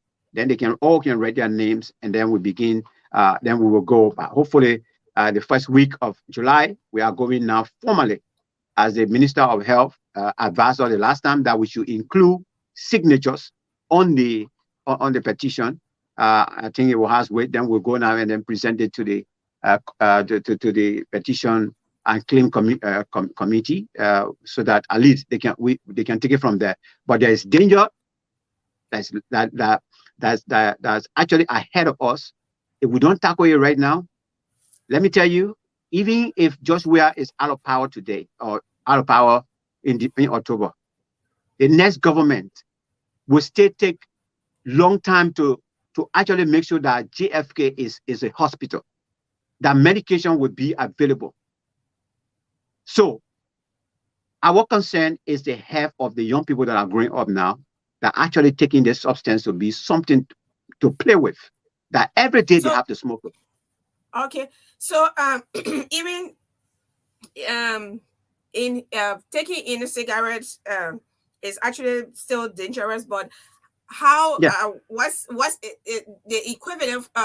How many cigarettes are equivalent to shisha? Well, we did our research as well when we were doing the research, and let me remind people that the research we did are all medical based, and really good medical doctors give report on shisha, and the other name for it is hookah, Hookah. So anywhere you hear the name hookah, is also the meaning is shisha as well, and then we started to see that one of the findings we saw that 1 hour, because Madam Lily said, when they said that, when they happened to put that prep in the middle of them, and everybody surrounded, they will go run one session, because if you buy one component, maybe $25 or $15 or so, you put it there. When you finish that one session there, so according to the research, if you spend 1 hour smoking hookah or shisha, it is equivalent to 200 cigarettes on the spot. That's just what I'm seeing here. 200 cigarettes. Yeah, you finish smoking right there. Just that 1 hour session you spend, and which of course, majority of them, they can even spend up to 2 hours on that place. They don't even realize the time is going, because they're drinking and they're merrymaking and whatsoever. Yeah. So they can even spend 2-3 hours there. Say they won't have, one other friend will just put another one on, another friend will come and put it on, and they just continue or whatsoever. They have no hours. So imagine you taking 200 cigarettes on a 1 hour.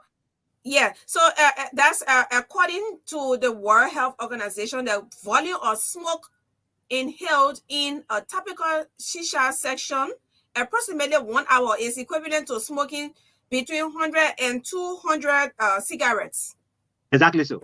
So you are right. This is our fear, and even WHO as well in our finding is there.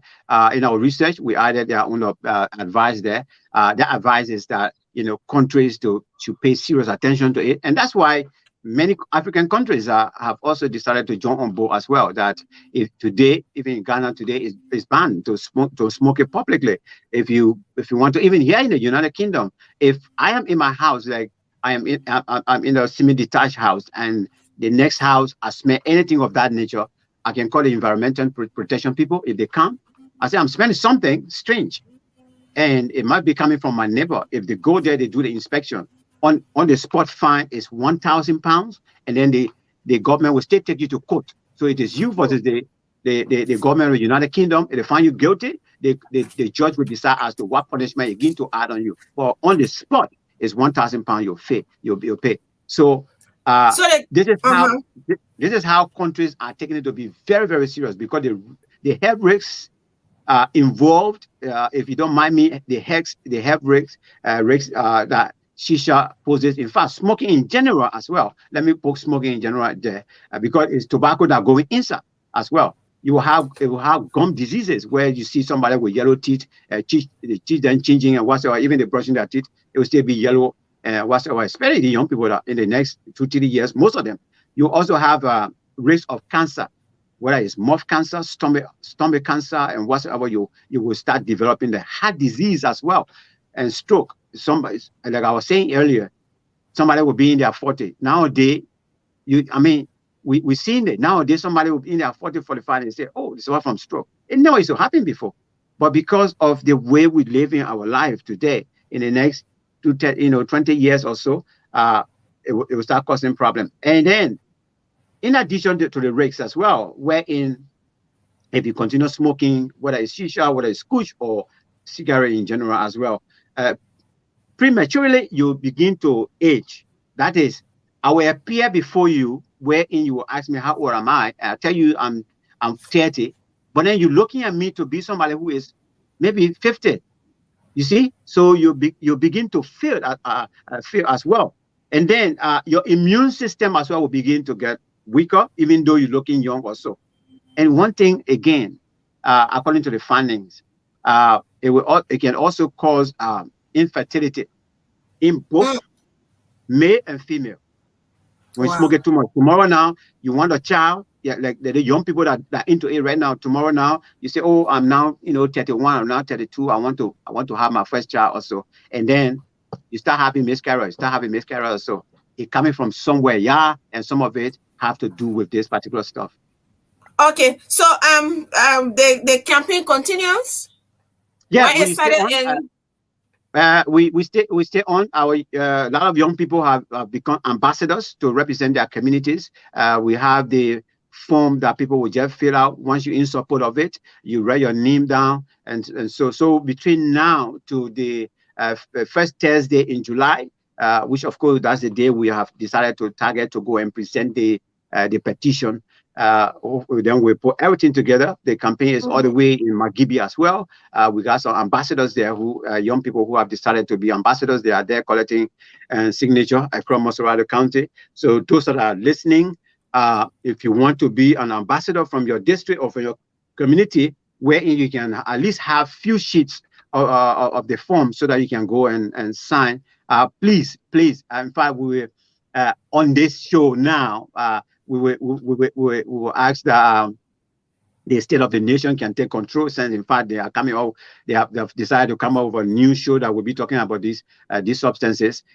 Please contact State of the Nation, Magdalene. Contact her. We send the form there. It will be there. You can even come to the station there and just sign and go. We appreciate. So between now in the next 3 weeks, whatever number of people that Troop FM State of the Nation will be able to help to get for us, that would be great. We are doing it not for ourselves. Okay. I'm not doing it for myself. Not you yourself. You'll not be doing it for yourself, but we'll be doing it for our children.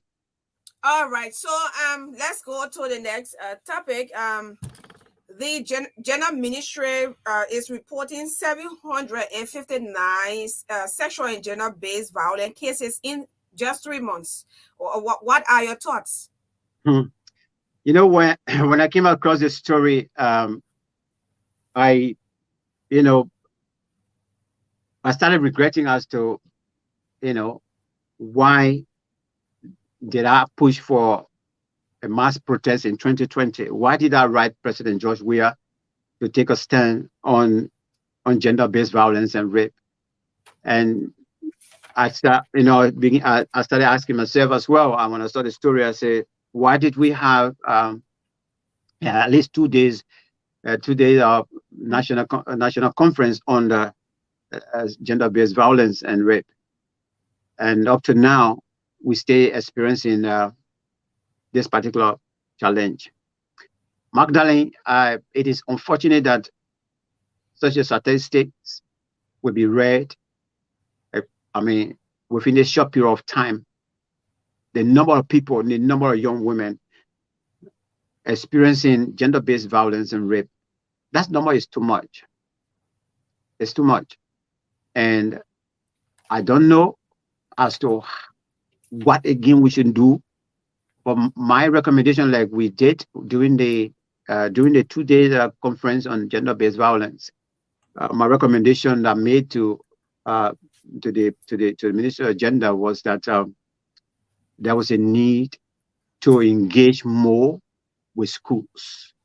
And also there is a need as well to train more social workers.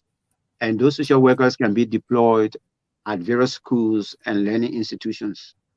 And also there is a need that at least a special committee, whether it's a presidential committee, be set aside, wherein you have the Ministry of Justice, you have the Minister of Gender, you have the Health Ministry as well.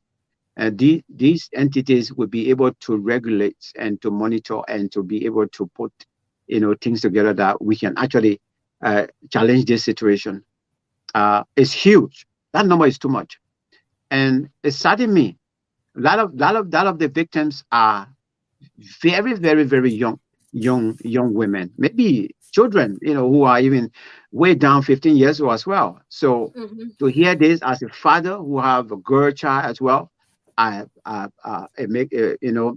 makes my heart and my blood to blood as well, to board. I hope the statistics will make the Ministry of Gender to wake up, the Ministry of Health to wake up as well.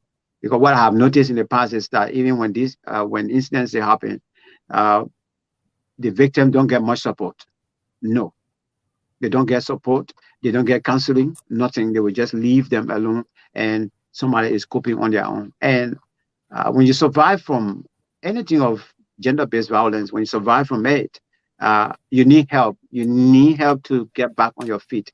Other than that, sometimes it will lead you to what? To stress What are more. some of the help? What are some of the help that that you're talking about? Well, support. I mean, I'm talking about this the moral support when you hear that or when there is a case is being reported. What is gender-based violence? Husband and wife, the husband beating on the woman massively and have to end up in hospital. So that person will need a social worker that will actually will be able to give that support. Imagine, I mean, you want to include counseling section as well? Yeah. Counseling is number one on it. Number one. I'm a junior counselor, so I do it here. I know what it is. So counseling is number one on the table. That's why even I have sat down with most of them in the government there, and I have brought this to their attention over and again, that what we need to do is to invest. The government needs to do is to even invest in training psychiatrists and counselors as well, because I have helped a lot of family people, whether it's ritualistic killing or mysterious death or so, rape or so, and we just leave them alone. How would somebody say, how would somebody's child be surviving from rape, and there's nobody there to help them professionally from the counseling side, social work side or so? There's nobody there. So this is where we're missing it. We're missing the boat. And even when we had our 2-day conference on gender-based violence, these are some of the things I suggested, and they took on board. But from that point up to now, nothing. $2 million was promised by the government. President William that day, at the end of the day, promised the Ministry of Gender $2 million to help, so that at least the first point of call, where we have women and children division at some police stations, because that's the first point of call there. These offices are not equipped, Magdalene. Some of them don't even have computer. If they have computer, it is not working. Some of them don't even have shit. So if somebody go there to report a rape case or gender, they're bleeding, the husband finished beating them badly or so, and then you're asking the person go buy shit, we won't get shit here. Come on. So all of these issues will raise them, that you need to make money available so that the Ministry of Gender can spread the money around, especially to these first area or first point of calls, so that people can be helped also. And I think after 6 months or so, I got back to the Ministry of Gender. I asked. They said the money was not made available yet. And up to now, I just forgot about it, because I just thought that maybe somebody that doesn't want to do their job also. So this is where the problem is. Except if we know there is a problem, the problem we have needs a solution, and the solution is all of us business as well. But where it's supposed to start is we have to start from the top. But we are not seeing it coming through. Why should we have the huge number, the number you just called right now, of people facing gender-based violence, rape? No, it shouldn't be. It's unfortunate. Really unfortunate. It's unfortunate. All right. So what's the in recent time, what are some of the cases that that really got you off balance? Joseph from Liberia. Yeah, as advocates for social justice, what we are into, even as I said, we get calls almost every day, every week or so. This happened, that happened also. A couple of weeks ago, we heard about an infant who was buried alive in Liberia, and then a week or so later, another infant was found beheaded.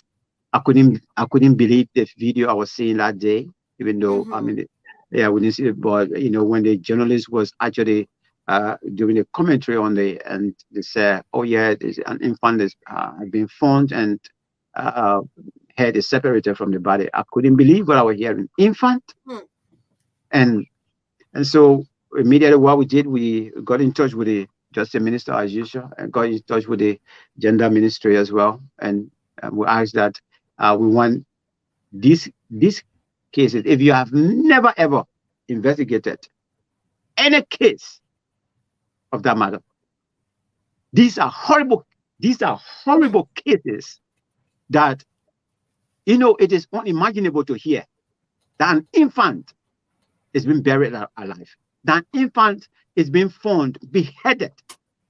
We want you people to please investigate this case. We want to hear the result of it. We want you to get to the bottom of it. If you have not given, so have you gotten any result, any information? No. The only thing was we are according to the Justice Minister, because you know on WhatsApp as the same as the Minister of Gender, was that investigation was underway.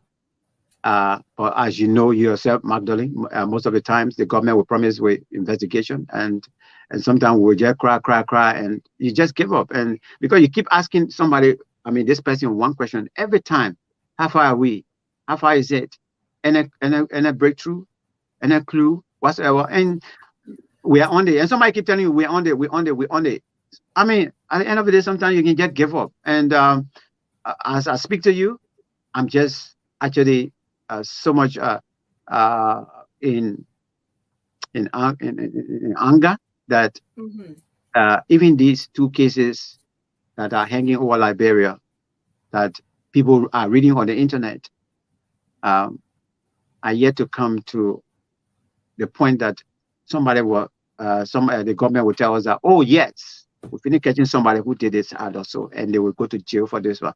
Because once you don't have justice in any given situation, like injustices, where injustice is taking place, you know, there can never be peace. So this is our concern. And it's sad that, you know, I mean, an infant will be murdered in this way, and there's nobody there to talk. Authority is tight-lipped. It's unbelievable. I can't believe. So where are the parents of the infant that was buried alive? Well, our initial information was that we were depending on the Ministry of Justice actually to feed us with information, because they clove with the authority. Once something happened in Montserrat County, the Justice Ministry will be if they want to trace, they will trace and they will find. It happened in the case of this guy who was a deputy director for cyber crime at the National Bureau of Investigation. I remember, I think 2020 or 2021, something happened where a video was shared on social media, and this guy, it was on his page that video was shared, where a 9-year-old was performing oral sex to an adult. And that video, once upon a time, early in the morning, about 4 o'clock, somebody sent that video to me. Said, "My man, you got to talk for the child." And immediately I forwarded the video to the Justice Minister, and I went live at 4:30 in the morning. I went live, and I said, "We're looking for the person who posted the video. Can anybody help?" Magdalene, while I was live, people were sending messages in my inbox and things. And then I forwarded everything to the Justice Minister. Justice Minister, you know, forwarded contact to me that they finished putting a team together. They will investigate. And thank God, by 7 o'clock in the morning, police were in Broadville at the mayor house. They arrested him, and at least he was taken in. He was questioned, and he was sent to court. So obviously, the Justice Ministry, the reason that we always getting back to them is because if something like this happen, they are close with the authority to go to the bottom of it. Because by virtue of even contacting the local police, it may happen all the way in Butro or so. If the Justice Minister can sit right in Monrovia there, and if they want to go to the bottom of that case, they can go to the bottom of it. It's just all about communication. Yes, sir. All right, so I would like the public to participate. We've said you made some wonderful points. Let's hear from the public if they have a concern or want to participate. Let's get our first caller. Hello. Hello, man. Yes, sir. It's good to have you on. Yeah, I'm busy. You know, usually I don't listen to the program. I'm a politics. But, I was sitting around a radio station. Uh-huh. So I said, let me follow. I have a question and a suggestion to the brother in studio. Mm-hmm. Yeah, I didn't get it, but we need to to me, let me tell you, I think it's a push issue. The only person that can solve the push problem are those who are taking it. So my suggestion to the brother, which is also a question, so don't you think that people that take coach, eventually it leads to the death? Mm-hmm. But when they keep taking it and being eradicated, eventually all of them will die. People who take coach are people who don't want to live. They don't want to live. That's how I look at it. What? They tell me they don't want to live. The end result is death, that's it. Yeah, so the more they die, the more they will get rid of them. So we have good people in society. Oh, no. My question to him is, don't you think that's the best solution? Instead of going to do a petition. You do petition, you will come in. No. Ambrose. Thanks for placing your call, but I don't think we can keep quiet and allow people to suffer. Yeah, hello. Hello, Madeline. How you doing? Yes, sir. It's good to have you on. Thank you. This is Joseph Fremont. I join you from Central Town. Yes, please go on. Just step away from your monitor, man, please. So sorry. It's okay? No, not okay. Oh, not very okay. It's okay? Yeah, it's okay now. Very. Thank you. Let me appreciate your guest so much. What we call push is a serious problem. I think the brother was on your network yesterday. Yeah. And so angry the way you were discussing. You don't need to discuss push and seizure. Anything you're taking as a substance, a creating problem for when you're discussing it, you discuss it in the right way. Don't beat around it. Like Honorable Mazin Bagia is discussing it. I like the way banning seizure because that's where it start from. Banning somebody that you call cigarette, that's where it start from. Seriously, you don't discuss it with sentiment because I know you're looking for work, you're looking for a job from government. No. We say that President Weah has a mantle of authority of this country.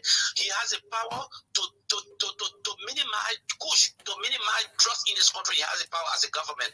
But when you see it not happening, it's a serious problem for all a society. Our brothers and sisters are dying for it. Liberia have become another Jamaica, have become another Mexico, have become another Colombia.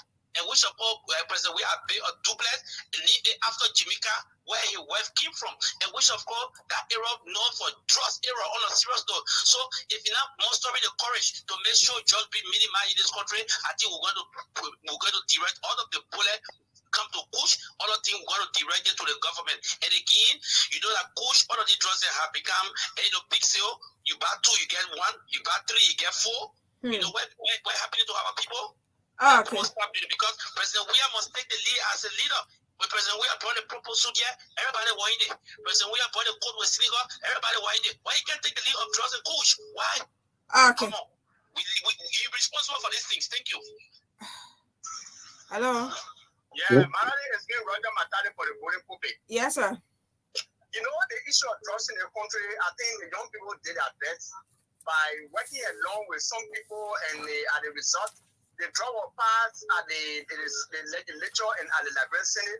And they were only waiting for President. We had to shake the signature to make sure that drug began the non-variable class. Since then, the state language in at the level of the executive. So the guy who is still over there, I'm in sympathy with him, but I found it very impossible. And you found out that the issue of drug business, got until infinity was when the former president, when he was serving there as a savior, we saw and we heard why he did in our place.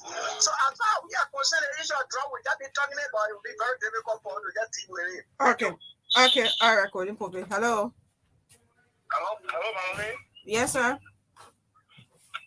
Marlene, the issue about drugs right now, I think Senator Dillon make it clear that non-available act as it concerns drugs in this country is within the corridor of the Liberal Senate.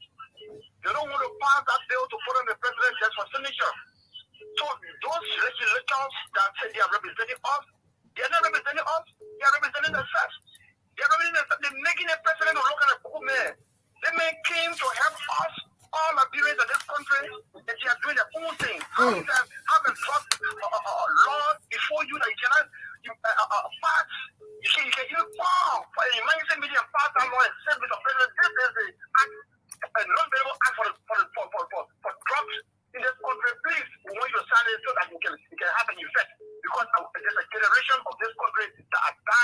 slowly but surely.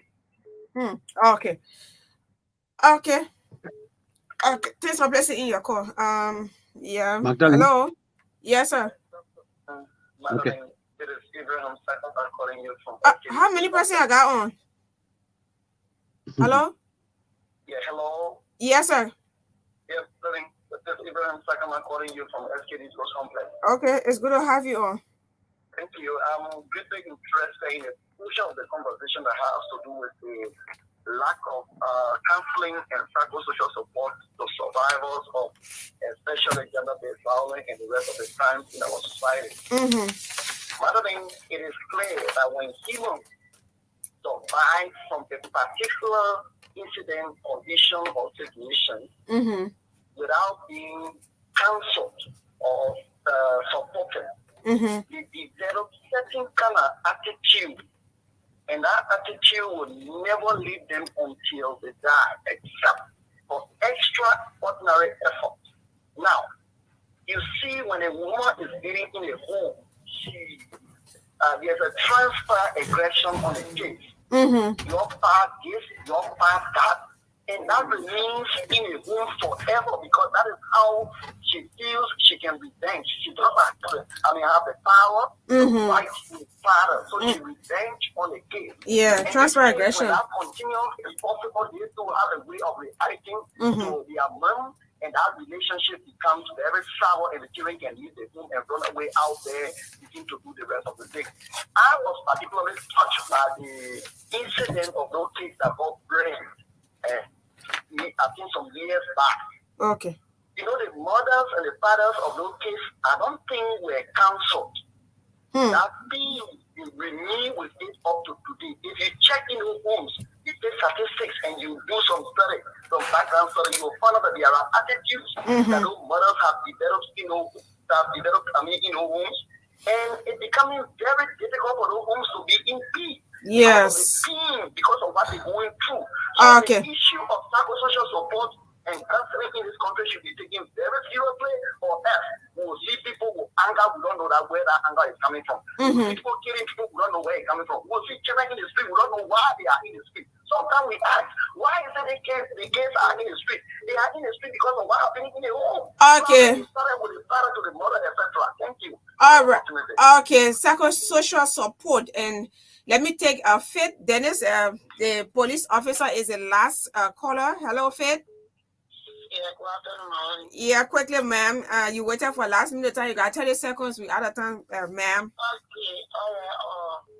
When it comes to this drugs business, what happens is once you take in drugs, even if you block that door of suggestion or like advice, you will pick yourself.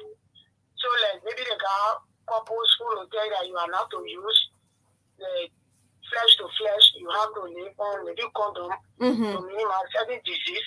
But the fact that you are in drugs, you will not care to even present yourself.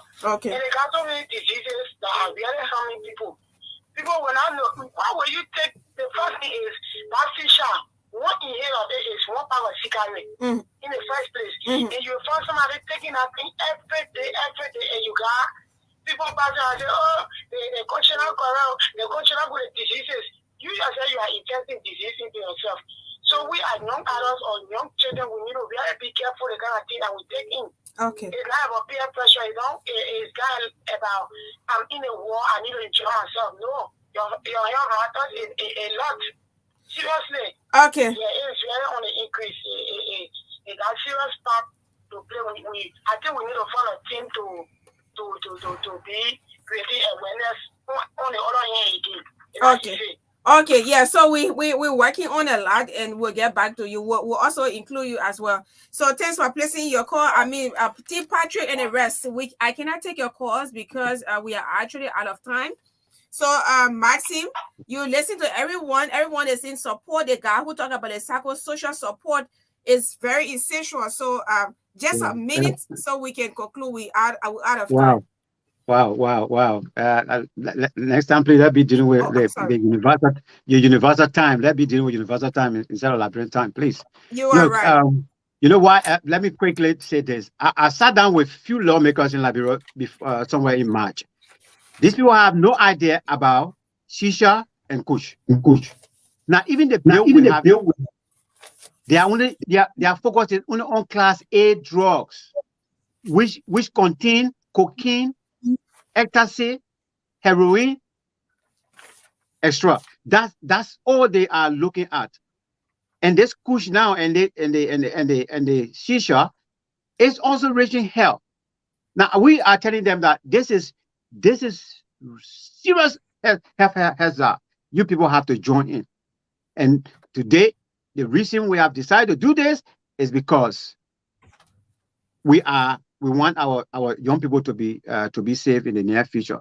We want to say thanks to everybody. What we do is as we part, I know definitely Magdalene, they're working behind the scenes that we be having such discussion, time and time again, because we have to continue to engage. We will be here. We'll be here to be talking about it. But we also want to say, come to Truth FM, especially if you live within the belt there. Come there from tomorrow. Magdalene will be around, or somebody will be around, and then you can come and sign that you want kush and shisha to be banned with immediate effect.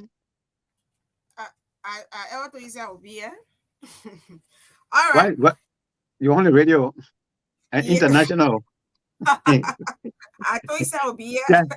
We appreciate you very much for the time. Thank you so much, and we hope that we'll continue the discussion and at least let the message go across. But please, my young people, do not allow peer pressure to carry you.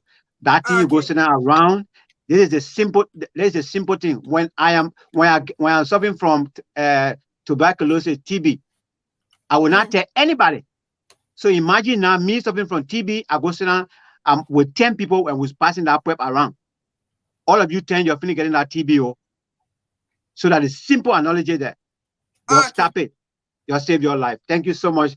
God bless you, and God bless the state of the nation as well. All right. Thanks so much for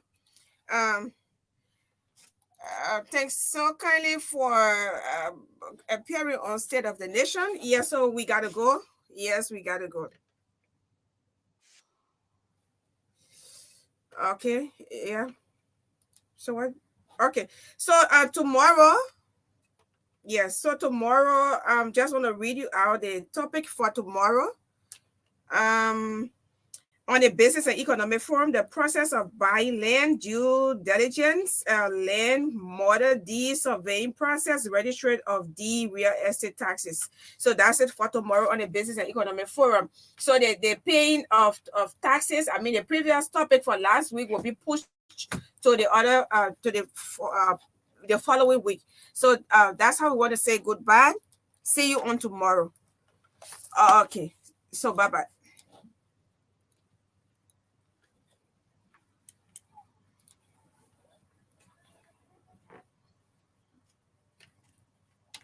Make the change.